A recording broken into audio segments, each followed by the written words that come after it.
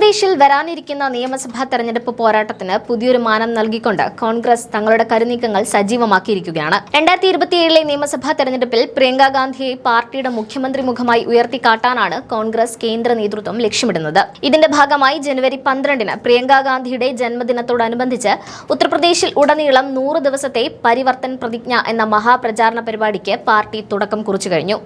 ലക്നൌവിൽ നിന്ന് ആരംഭിച്ച ഈ ക്യാമ്പയിൻ വരും ദിവസങ്ങളിൽ യുപിയിലെ ഓരോ ബൂത്ത് തലത്തിലേക്കും വ്യാപിപ്പിക്കാനാണ് പാർട്ടി തീരുമാനം.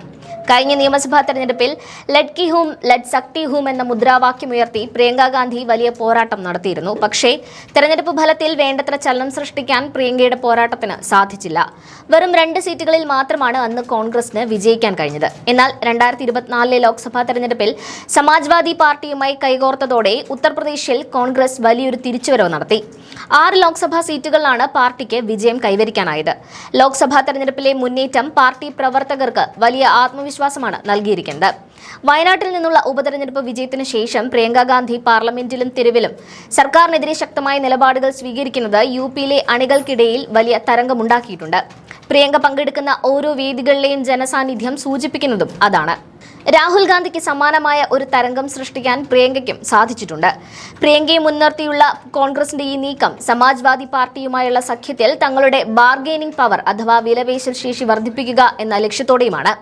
നിലവിൽ സമാജ്വാദി പാർട്ടിയാണ് യുപിയിലെ പ്രധാന പ്രതിപക്ഷ ശക്തി. അഖിലേഷ് യാദവ് കോൺഗ്രസിന് 50 മുതൽ 55 സീറ്റുകൾ വരെ നൽകാൻ തയ്യാറാണെങ്കിലും പ്രിയങ്ക ഗാന്ധിയെ മുന്നിൽ നിർത്തിക്കൊണ്ട് 100-ലധികം സീറ്റുകൾ നേടിയെടുക്കാനാണ് കോൺഗ്രസ് ഇപ്പോൾ ആലോചിക്കുന്നത്. ഉത്തർപ്രദേശിൽ ബിജെപിയെ താഴെയിറക്കണമെങ്കിൽ മുസ്ലിം വോട്ടുകളിൽ ഭിന്നത ഉണ്ടാകരുതെന്നും അതിന് കോൺഗ്രസിനെ കൂടെ നിർത്തേണ്ടത് അനിവാര്യമാണെന്നും അഖിലേഷ് യാദവിനും ബോധ്യമുണ്ട്. ഈ രാഷ്ട്രീയ സാഹചര്യം മുതലെടുത്ത് പ്രിയങ്ക ഗാന്ധിയെ മുഖ്യമന്ത്രി സ്ഥാനാർത്ഥിയായി തന്നെ പ്രൊജക്ട് ചെയ്യാനാണ് കോൺഗ്രസ് പദ്ധതിയിടുന്നത്. അടുത്ത 100 ദിവസങ്ങളിൽ ഉത്തർപ്രദേശിലെ മുക്കിലും മൂലയിലും പ്രിയങ്കയുടെ നേതൃത്വത്തിൽ ഭരണഘടനാ സംവാദ റാലികൾ നടക്കും. ഇതിനായി 30-ലധികം വൻകിട റാലികളാണ് അണിയറയിൽ പ്ലാൻ ചെയ്തിരിക്കുന്നത്. പ്രധാനമായും OBC വിഭാഗങ്ങളെയും യുവാക്കളെയും ദളിതുകളെയും ലക്ഷ്യം വെച്ചുകൊണ്ടാണ് ഈ പ്രചാരണം. ഉത്തർപ്രദേശിലെ വോട്ടർമാരിൽ 40% വരുന്ന OBC വിഭാഗത്തെ കൂടെ നിർത്താൻ കഴിഞ്ഞാൽ മാത്രമേ അധികാരം പിടിച്ചെടുക്കാൻ കഴിയൂവെന്ന് കോൺഗ്രസ് തിരിച്ചറിയുന്നുണ്ട്. സർവകലാശാലകളിലും കോളേജുകളിലും ഭരണഘടനാ സംവാദങ്ങൾ നടത്തി യുവാക്കളെ പാർട്ടിയോട് അടുപ്പിക്കാനും തെരുവ് നാടകങ്ങളിലൂടെയും ചെറിയ യോഗങ്ങളിലൂടെയും പ്രാദേശിക പ്രശ്നങ്ങൾ ജനങ്ങളിൽ എത്തിക്കാനുമാണ് കോൺഗ്രസ് ശ്രമിക്കുന്നത്. രാഷ്ട്രീയ തന്ത്രജ്ഞൻ പ്രശാന്ത് കിഷോറുമായി പ്രിയങ്ക ഗാന്ധി നടത്തിയ ചർച്ചകളും ഈ പുതിയ നീക്കത്തിന് പിന്നിലുണ്ടെന്നാണ് രാഷ്ട്രീയ കേന്ദ്രങ്ങൾ വിലയിരുത്തുന്നത്. പ്രിയങ്കയുടെ കരുത്തുറ്റ നേതൃത്വവും ഭരണവിരുദ്ധ വികാരവും ഒത്തുചേർന്നാൽ അത് ബിജെപിയുടെ വോട്ട് ബാങ്കിൽ വലിയ വിള്ളലുണ്ടാക്കുമെന്ന് പാർട്ടി കണക്കുകൂട്ടുന്നു. യുപിയിൽ കോൺഗ്രസ് സജീവമാകുന്നത് ബിജെപിയെ സംബന്ധിച്ചിടത്തോളം വലിയ ആശങ്കയാണ് ഉണ്ടാക്കുന്നത്.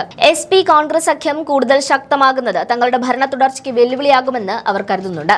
പ്രിയങ്ക ഗാന്ധിയെ മുഖ്യമന്ത്രി സ്ഥാനത്തേക്ക് ഉയർത്തിക്കാട്ടുന്നതിലൂടെ കോൺഗ്രസ് ലക്ഷ്യമിടുന്നത് കേവലം സീറ്റുകൾ മാത്രമല്ല, മറിച്ച് ഉത്തർപ്രദേശിലെ പഴയ പ്രതാപം തിരിച്ചുപിടിക്കുക കൂടിയാണ്.